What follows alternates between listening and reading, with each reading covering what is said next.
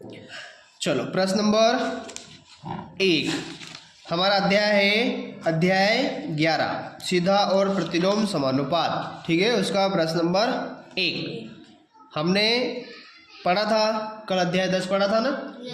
पढ़ा था, सारे सवाल सोल्व हो गए थे उसमें। मैंने यूट्यूब पे डाल दिया है, आप उस पर चेक कर सकते हो। अगर नहीं समझ में आता है तो आप जाके वहाँ पर देख सकते हो। ठीक है, फिर भी नहीं समझ में आता है तो क्लास में आके अगले दिन मेरे से पूछ सकते हो।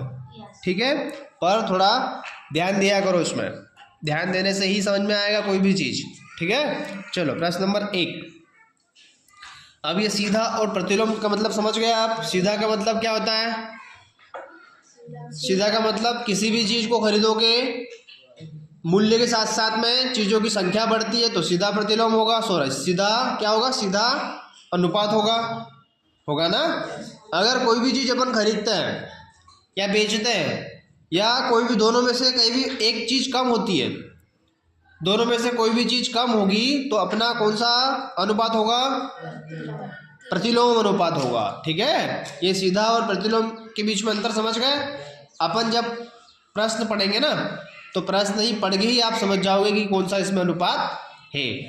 ठीक है, चलो नंबर 1 वाला प्रश्न है, इसको अपन पढ़ते हैं। ठीक है, नंबर 1 वाले पे ध्यान देना।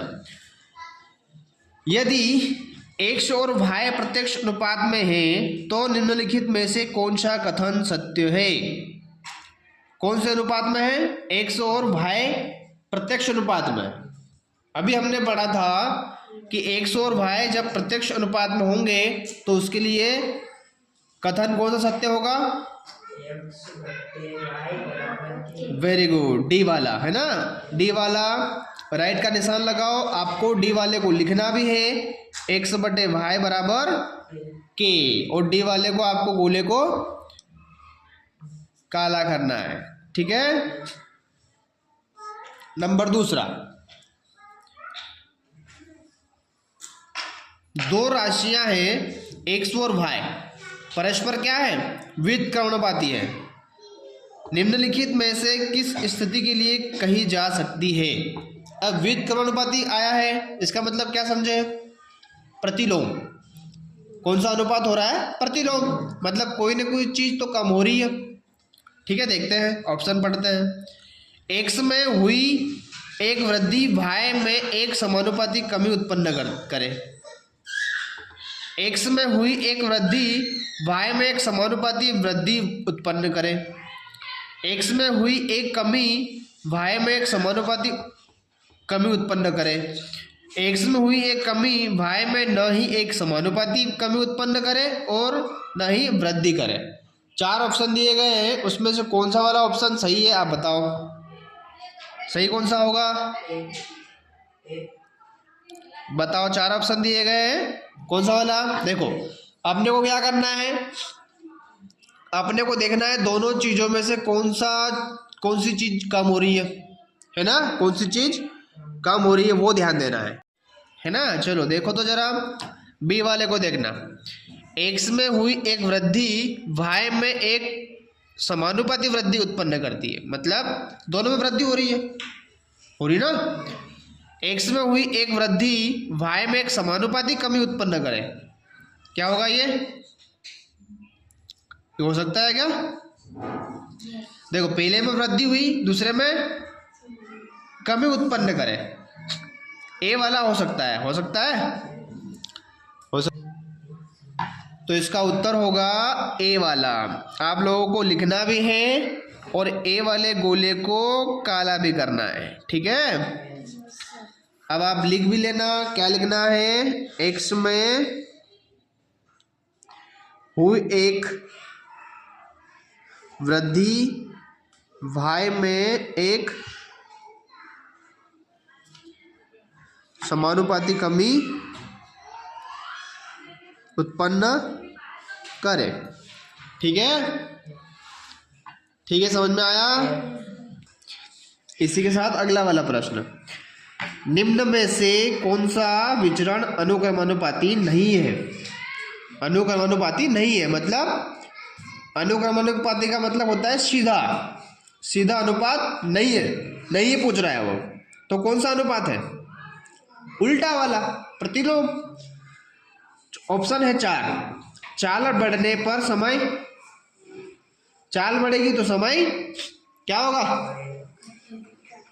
मूलधन बढ़ने पर साधारण ब्याज, वस्तु की संख्या बढ़ने पर मूल्य, त्रिज्या घटने पर वृत्त का क्षेत्रफल। बताओ इसमें से क्या नहीं है? कौन सा विचरण अनुक्रमानुपाती नहीं है? चाल बढ़ने पर अनुक्रमानुपाती नहीं है बोल रहा है वो, मतलब सीधा अनुपात नहीं है ये। इन चारों में सीधा अनुपात कौन सा नहीं है? इन चारों में से सीधा अनुपात नहीं है पूछ रहा है। इसमें से सीधा अनुपात कौन सा नहीं है?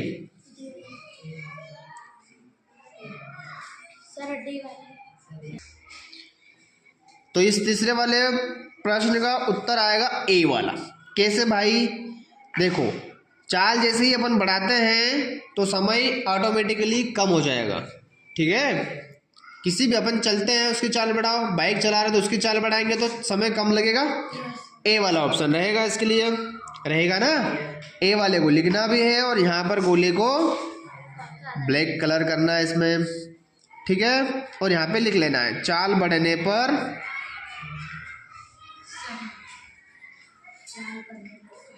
समय। ठीक है,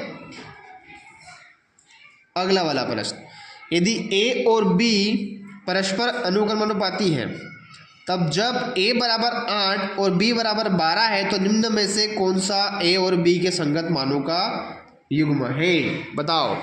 अगला वाला प्रश्न है, समझ में आया प्रश्न? ए और बी परस्पर क्या है? अनुक्रमानुपाती है। मतलब ए का मान कितना दिया गया है? कितना दिया है? 8, बी बराबर 12। इन दोनों को अनुपात में ले लो, मतलब 8/12 हो गया। 8/12 हो गया ना? तो इन दोनों को कट रहा है क्या? दोनों 4 के फाड़े में दोनों आ रहा है क्या? 4 दूनी 8, 4 3 2/3 आया। अब ऑप्शन देखो, 4 ऑप्शन दिए गए हैं ए बी सी डी। अगर इनको बटे में लिखने पर और काटने पर 2/3 आता है तो वो वाला उत्तर अपना सही रहेगा। 25/35, 25/35 2/3 आना चाहिए काटने पर। ठीक है, काटो तो 5 से कटेगा ये 5 और ये 5/7 आएगा इसका, ये तो नहीं होगा। 35/25 5 से काटो 7 और ये 5, इसका 7/5 आएगा, ये भी नहीं होगा। ठीक है, फिर 50/75, 50/75 इसको काटते हैं। 50 से काटो, 50 दूनी 50, 50 तिया 75, कितना आया? 2/3। मतलब ये आ सकता है, आ सकता नहीं, यही आएगा। ठीक है, तो ये सी वाला होगा। डी वाले को काटेंगे तो कितना आएगा? 3/2 आएगा, ये नहीं होगा। सॉरी 3/1 आएगा, ये तो नहीं हो सकता। तो सी वाला ऑप्शन अपना सही रहेगा। आपको लिखना है यहाँ पर 50 व 75। ठीक है, और आपको सी वाले को काला भी करना है, गोले को काला करना है। ठीक है, अगला प्रश्न है, 14 मीटर ऊंचे एक बिजली के खंभे की छाया 10 मीटर है। समान स्थितियों में उस पेड़ की ऊंचाई क्या होगी जिसकी छाया 15 मीटर है? ठीक है, देखो 14 मीटर ऊंचा एक बिजली का खंभा है, उसकी छाया है 10 मीटर। ठीक है, समान स्थितियों में उस पेड़ की ऊंचाई क्या होगी? अब पेड़ की ऊंचाई निकालना है जिसकी छाया 15 मीटर है। ठीक है, तो कौन सा अनुपात लग रहा है इसमें? कौन सा अनुपात लग रहा है? अनुपात सूत्र बताओ, कौन सा अनुपात लग रहा है? बोर्ड पे लिखा हुआ है, कौन सा अनुपात लग रहा है? सीधा अनुपात। सूत्र क्या होता है? x1/y1 और x2/, ठीक है, यही है, यही है ना? x1/y1, x2/, ठीक है। चलो, x1 क्या है? 14 मीटर है ना? समझो 14 मीटर है, उसके ये ऊंचाई है। अब ऊंचाई निकालना है और पेड़ की कितनी है? x मान लो। क्या मान लो? x नहीं, y1 मानते हैं क्योंकि y1 ही है। x2 क्या है? छाया कितनी है? किसकी छाया? खंबे की 10 मीटर और पेड़ की 15 मीटर। चलो क्रॉस गुणा कर लेते हैं अभी। 14 गुणित 15 बराबर y1 गुणित 10 है ना। फिर ये गुणा में है 10, इधर आ जाएगा 14 गुणित 15 बटे 10, उधर बचा है y1। ठीक है, इसको काट दो 5 से, 5 3 15, 5 दूनी 10, इसको 2 से काटो, 2 एकम 2, 2 से 14, 7 3 21, कितना आया 21 मीटर। ऑप्शन में है ना बी वाला, आपका उत्तर रहेगा बी वाला। ठीक है, बी वाले कोले को काला भी कर लो। तो पेड़ की ऊंचाई कितनी रहेगी 21 मीटर, कितनी रहेगी 21 मीटर। Very good. चलो अध्याय 11 सीधा और प्रतिलोम समानुपात। सीधा का मतलब आप समझ गए। अगर किसी भी चीज के साथ में, जैसे चाल हुआ, दूरी हुई, समय हुआ, है ना, भार हुआ, वेतन, जो भी कुछ भी, अगर इन चारों चीजों में से कोई भी चीज किसी भी चीज के साथ में बढ़ेगी, है ना, तो सीधा अनुपात होगा। अगर इन चारों चीजों में से कोई भी दो चीजों के बीच में, जैसे प्रश्न में आता है, प्रश्न आता है ना कि अपन जैसे किसी मकान में काम कर रहे हैं, 10 मजदूर मिलकर अगर काम किया है, 15 मजदूर मिले, किसी दिन 10 मजदूर की जगह में 5 मजदूर आए, 15 दिन में काम होना था, है ना, काम को 20 दिन लग गए क्योंकि मजदूर कम हो गए। ऐसे में दोनों चीजों में से एक भी चीज अगर कम होती है तो हमारा अनुपात कौन सा होगा, प्रतिलोम। प्रतिलोम का मतलब होता है उल्टा। ठीक है, उल्टा प्रतिलोम होगा।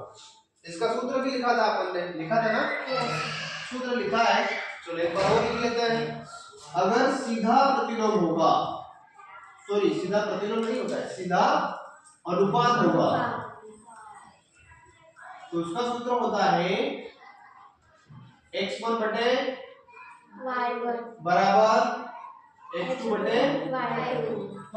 ये सीधे अनुपात का सूत्र होगा। ठीक है, इसके अनुसार प्रश्न को जमा कर हम सवाल को सोल्व करेंगे। अब प्रतिलोम अनुपात का सूत्र होता है, प्रतिलोम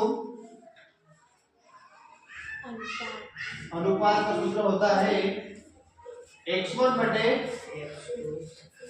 y1 बटे y2। ये होता है प्रतिलोम अनुपात का सूत्र। प्रतिलोम जैसी स्थिति बनेगी, ये वाला सूत्र लगाएंगे। ठीक है, ठीक है ना, वेरी गुड। अब नंबर 6 पे आ जाओ। यदि मानचित्र पर 1 सेंटीमीटर वास्तविक दूरी 18 किलोमीटर को निरूपित करता है, तो उसी मानचित्र पर 12 सेंटीमीटर किस वास्तविक दूरी को बताएगा। प्रश्न समझ में आ गया? मानचित्र समझते हो? नक्शा देखा है, भारत का नक्शा, ऑस्ट्रेलिया का, जापान का, पाकिस्तान का, अफगानिस्तान का, अमेरिका, जो भी ग्लोब देखा है ना, ग्लोब पे सारे नक्शे बने हुए होते हैं, मानचित्र वही होता है। ठीक है, नक्शे होते हैं ना, जैसे सामाजिक विज्ञान में देखा होगा आपने, मानचित्र बने हुए होते हैं, देखा ना। ठीक है, तो यदि मानचित्र पर 1 सेंटीमीटर वास्तविक दूरी पर 18 किलोमीटर को निरूपित करते हैं, मतलब 1 सेंटीमीटर दूरी पर कितना दर्शाया गया, 18 किलोमीटर। मतलब मानचित्र की वास्तविक दूरी मतलब 1 सेंटीमीटर लिखा है, इसका मतलब होगा क्या, 18 किलोमीटर होगा ना। तो उसी मानचित्र पर 12 सेंटीमीटर किस वास्तविक दूरी पर निरूपित करेगा, ये बताएगा। देखो 1 सेंटीमीटर में तो 18, लेकिन 12 सेंटीमीटर पे कितना होगा। सवाल सीधा लग रहा है, उल्टा लग रहा है। देखो ये 1 सेंटीमीटर था, दूरी बढ़ी, 12 सेंटीमीटर होगा, दूरी घटेगी कम होगी, सॉरी घटेगी कि बढ़ेगी, बढ़ेगी ना, बढ़ेगी ना। देखो अगर सेंटीमीटर 1 है और 18 किलोमीटर है, मतलब 1 के साथ में 18 होगा, तो 12 के साथ में कितना होगा, ज्यादा होगा, पता नहीं है, उसके लिए मत मान लेंगे x। तो क्या हो रहा है, कौन सा अनुपात हो रहा है, कौन सा समानुपात हो रहा है, कौन सा विचरण हो रहा है, बताओ। सीधा हो रहा है ना, दोनों चीजें बढ़ रही है, सेंटीमीटर बढ़ रहा है, किलोमीटर भी बढ़ रहा है ना। सेंटीमीटर बढ़ा, किलोमीटर बढ़ेगा। यहाँ पे सेंटीमीटर बढ़ा 12 होगा एक की जगह से, इधर दूरी किलोमीटर में बढ़ जाएगी ना, बढ़ जाएगी। ठीक है, सवाल नंबर 6 कर रहे हैं, प्रश्नानुसार करेंगे। ठीक, इधर लिख लेते हैं दूरी सेंटीमीटर में। ठीक है, यस। वास्तविक दूरी इसमें किलोमीटर। ठीक, पहले दूरी बताओ कितनी, 1 सेंटीमीटर। उसमें वास्तविक दूरी कितनी है, 18। ठीक, फिर सेंटीमीटर में दूरी बताओ कितनी है, 12। वास्तविक दूरी पता है क्या अपने को, यस। तो नहीं पता है तो x मानो। ठीक है, इसको बना लो सारणी के अनुसार, ऐसी सारणी आपको बनाना है। ठीक है, यस। यहाँ पर कौन सा समानुपात हो रहा है, यह क्या है, सीधा अनुपात की स्थिति में है। सीधा अनुपात लिख लो, या फिर अनुक्रमानुपाती मिश्रण लिख लो, या फिर क्या लिखोगे, प्रत्यक्ष समानुपात लिख लो। तीनों चीजें क्या रहेगी, एक ही रहेगी। ठीक है, तीनों चीजें क्या रहेगी, एक ही रहेगी। अब इसका सूत्र क्या आपके सामने लिखा हुआ है, क्या है, 0। ठीक है, ये x1 ये y1, ये x2 ये y2। y2 की जगह पे क्या मानेंगे, x। अपन ने x को क्या कहा है, माना है। क्या किया है, माना है। क्वेश्चन में लिख सकते हो माना की। ठीक है, क्वेश्चन में अपन लिख सकते हैं कि माना की, x को माना है। सूत्र लगा है x1 बटे y1, x2 बटे y2। x क्या है, y1, x2 y2 अब ये दोनों चीजें एक दूसरे के बराबर है ना। और इसको सोल्व कैसे करेंगे, क्रॉस गुणा करेंगे, इसका गुणा इसके साथ में, इसका गुणा इसके साथ में। ठीक है, इसका इसके साथ में भी कर सकते हो, इसका इसके साथ में भी कर सकते हो। x का 1 के साथ में कर सकते हैं, क्या आएगा, x का गुणा 1 के साथ में करेंगे तो x होगा बराबर का बराबर। 12 का गुणा 18 में करो,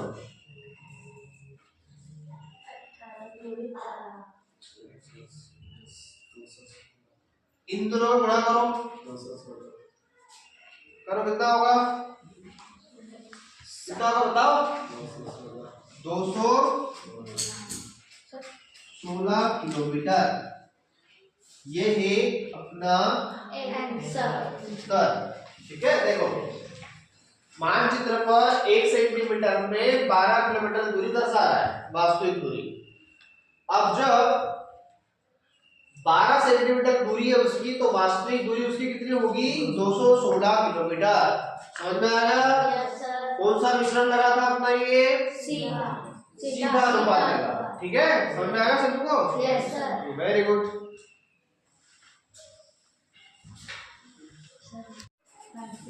इसी के साथ सवाल नंबर 7। ठीक है, पढ़ रहा हूं। एक पर्यटन स्थल के निकट का पार्किंग शुल्क इस प्रकार है। ठीक, समय दिया गया है और एक तरफ रुपए दिया गया है।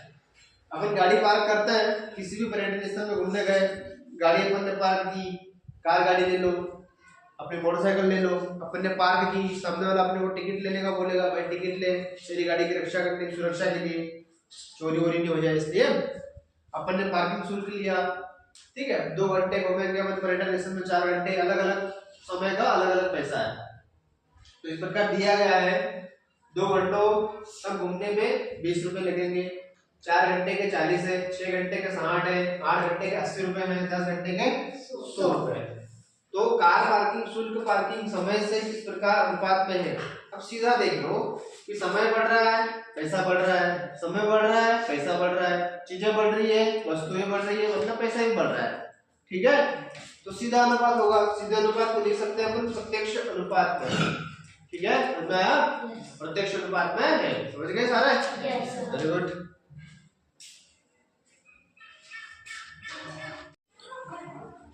इसी के साथ में है सवाल नंबर 8, ठीक है? Yes. एक रेलगाड़ी 85 किलोमीटर पर आवर, आवर का मतलब होता है 1 घंटा, ठीक है, कि एक समान चाल से चल रही है, 1 घंटे में 85 किलोमीटर चल रही है, तो वह 12 मिनट में कितनी दूरी तय करेगी? 1 घंटे में चली 85 किलोमीटर, अब उसने पूछ लिया कि 12 मिनट में कितना चलेगी। इसमें कौन सा अनुपात काम कर रहा है बताओ? हाँ? सीधा अनुपात, Yes. सीधा अनुपात कि उल्टा अनुपात? Sir, उल्टा. उल्टा कैसे? Sir, सीधा. Sir, सीधा. सीधा ही काम करेगा, समझो।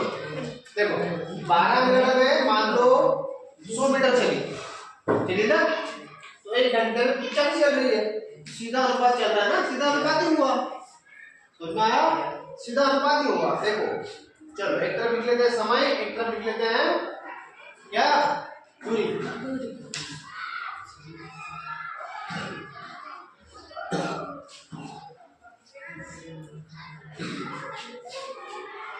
समय किसमें है? समय. मिनट में, है ना? Yes. दूरी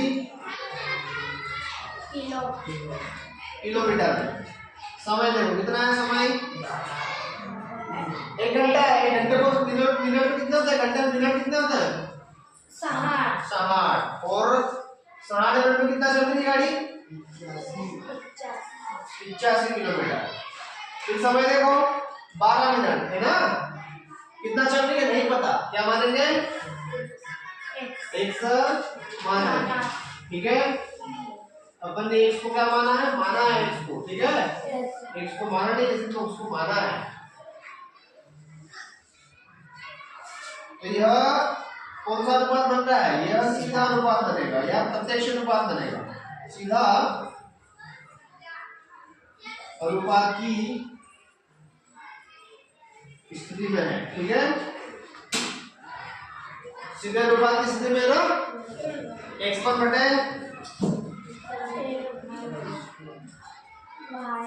x1 बटे y1, x2 बटे y2, मान रख दो x1 x2 y1 y2, ठीक है?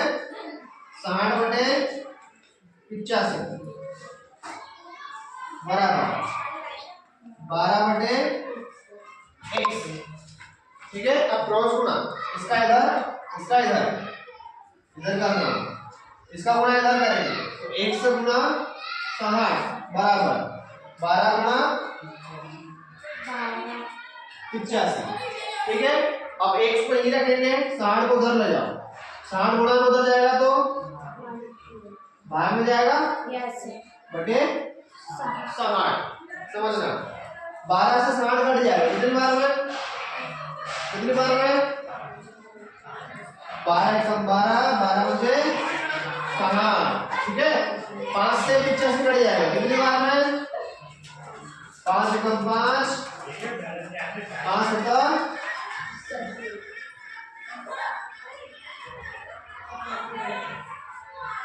तो 12 मिनट में 17 किलोमीटर की दूरी तय करेगी कौन? रेलगाड़ी.